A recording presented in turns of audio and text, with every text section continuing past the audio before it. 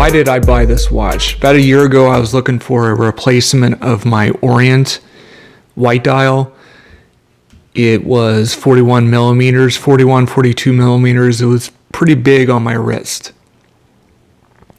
And I hadn't bought a watch in about 2 or 3 years. Searching around led me to the SARB line, Japanese domestic. This watch had a great size, many positive reviews out there. It's a sport watch. It can be dressed up, it can be dressed down. It's very versatile. Why did I pick the SARB, the 3.3 versus the 3.5? Well, I already had a black dial, a number of black dials, to include my Seiko 5 blue dial sport watch. I did not want it to compete with a new purchase because my wife bought me this one. So there's a lot of sentimental value. So that is what really led me to pick the SARB035, which is the ivory or cream color dial. I am wearing gloves today because this is a smudge monster. I would say a number of other reviews are very true. Once I first got this watch, I wasn't overly impressed. But after months of wearing it, the details started to shine and really come out. Great case design, multiple facets. The bezel is proportioned well. The dial isn't max size all the way to the edges. Multi-layered case, or stepped. You have polished, brushed, polished. See if I can get in. Multiple layers from the bezel to a layer here, a layer there, and another layer. So there's kind of this stepped, overlaid case design is just gorgeous. And that's some of the things as you wear this more and more you'll notice. Gorgeous cream colored dial. You do get lume on this watch, lume on the hands, and lume at the base of all the markers. The lume does last well throughout the night. Comparing this to my Seiko 5, which also has lumes at the top, you cannot tell at night what is 12 o'clock because the lume setting is the same as with all the other hour markers. This lume does have wider looms, so you can definitely tell in the middle of the night, and the lume does last. You get the Seiko Luma Bright. The fit and finish, you definitely notice this with the dial compared to, a good but lower quality Seiko. Notice the Seiko, you get a white, you get a white second hand. That's a big noticeable thing.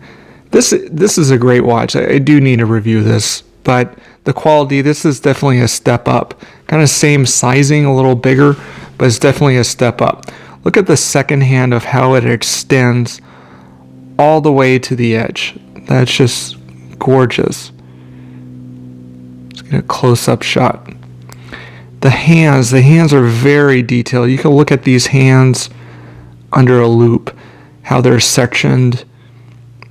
Just gorgeous. Thick applied markers at the hour. Framed date window. I really like the text. Some people don't like that. I do like it. The text. This is this will be discontinued shortly. That was announced in March 2018. It could be rebranded to the Presage line. Currently, I like the dial. It'd be interesting to see if it does go that way and it has extra text on it. This is sapphire crystal. Movement. This is the 6R15 automatic mechanical hand winding. That means you can wind it like that. Charge it up. And hacking. Hacking being when you pull out the crown, the second hand stops. So you can get some pretty accurate time. 50-hour power reserve. You do get higher level of finishing of brushed on the rotor compared to the Seiko 5. It does come with a pretty decent bracelet. These are solid end links. It's not as noisy as my Seiko 5. Look at the tolerances of this and the spacing.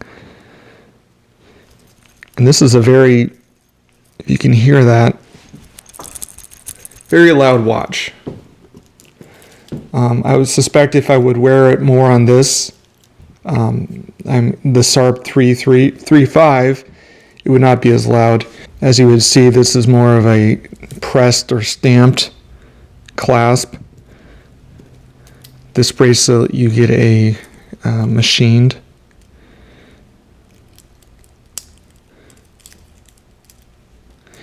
This bracelet is folded metal. You can see that. This is solid end links. It wears very comfortably.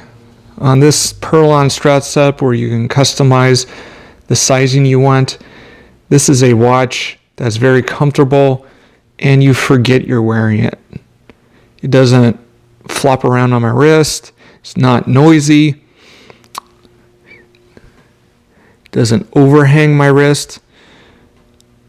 Wears well.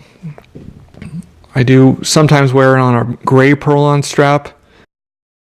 Looking at this in a loop to prepare for this video, I did notice one con. I don't like that black dot next to the date window. Not sure the point of it. It's not polished marker, it's just a black dot. One of my pet peeves as well, number 2, would be the date disc does not match the dial color. This is a cream colored dial, but the date disc is white. I would say that would be a definite advantage of the SARB035, where you do have a black date disc that matches the black dial. Third, this, I think, Presage line crown signature S looks like a snake. I don't really care for that. But overall, these are very nitpicky. Finally, you will notice you have black lines on the hands. See if we can focus in. See that black line? Not sure what the point of that is. Wrapping up, this is a very versatile, sporty watch that can be dressed down or dressed up. It will grow on you. You might not be overwhelmed when you first get it, but over time, you will notice the details that Seiko has put into this watch. It is comfortable. Could this be my only watch? Close, but because I am a watch nerd and I collect watches, of course, this will not be my only watch. If I were to have to go down to just a couple watches, it still couldn't be my only watch, primarily because of it is a non-screw down crown. I'm pretty active, and on the weekends, hiking, working on the car, the polishing would definitely get scratched up fast if it got banged around.